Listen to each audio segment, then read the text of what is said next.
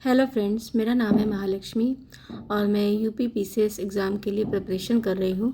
मैं आपके साथ अपने डेली टारगेट शेयर करती हूँ। तो आज का मेरा ये टारगेट है। मैंने मॉडर्न हिस्ट्री के कुछ टॉपिक को सेलेक्ट किया है जिसको मुझे आज पढ़ना है।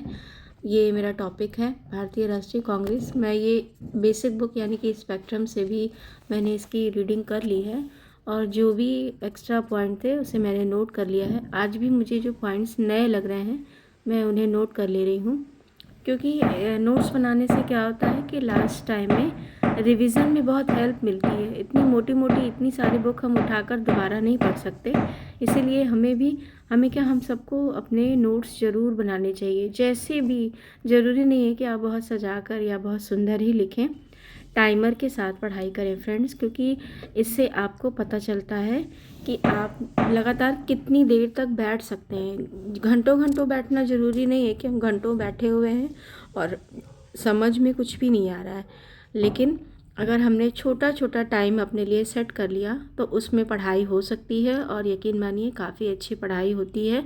पढ़ा हुआ पूरा समझ में आता है फ्रेंड्स। यहाँ पे मैंने स्टॉप वॉच लगाया है कि मैं ये देख सकती हूँ कि मैं कितनी देर तक बैठकर लगातार पढ़ सकती हूँ।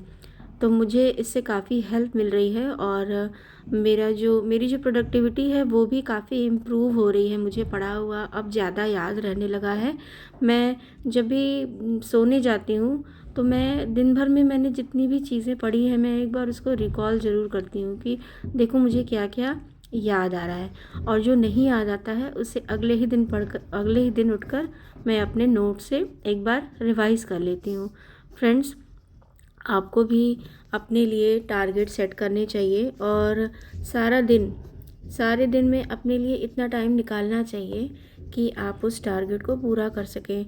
मेरे साथ तो मैं तो एक हाउसवाइफ हूँ, मेरा बेटा भी है, मुझे घर के कामों को भी समय देना पड़ता है और अपने बच्चे को मैं खुद ही पढ़ाती हूँ। उसके लिए भी मुझे अलग से समय निकालना पड़ता है।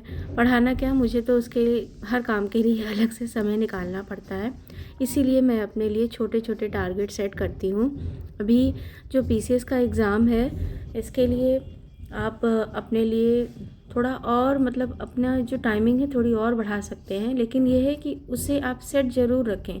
एक दिन पहले ही डिसाइड कर लें कि आपको अगले दिन क्या पढ़ना है। इससे क्या होता है ना कि हम मोटिवेशन के साथ उठते हैं। जब हमारे पास कोई टारगेट नहीं होता है तो आधे से ज़्यादा टाइम तो हमारा इधर उधर भटकने में चला जाता है कि आज क्या पढ़ना है, कहाँ से शुरुआत की जाए।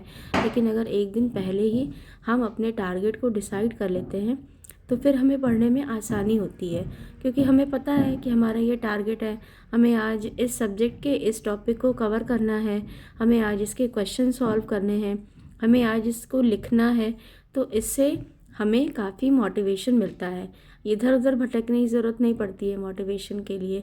तो अपने लिए अपना मोटिवेटर खुद बने। यहीं से आपको मोटिवेशन मिलनी चाहिए अपने सेट किए हुए टारगेट से। और दूसरी बात, आप नोट्स ज़रूर बनाएं, क्योंकि नोट्स जो है वो लास्ट टाइम में बहुत काम आते हैं। मेरे पास मेरी खुद की नोट्स थी, लेकिन मैंने लास्ट टाइम में उसको रिवाइज़ नहीं किया तो मतलब मुझसे बहुत सारी मिस्टेक हो गई। मेरे बहुत सारे ऐसे क्वेश्चन गलत हो गए जो मैंने पढ़ा है, जो मैंने लिख कर के रखा है पॉइंट बनाकर। मुझे बहुत अफसोस हुआ। तो अब ये गलती मुझसे तो नहीं होगी।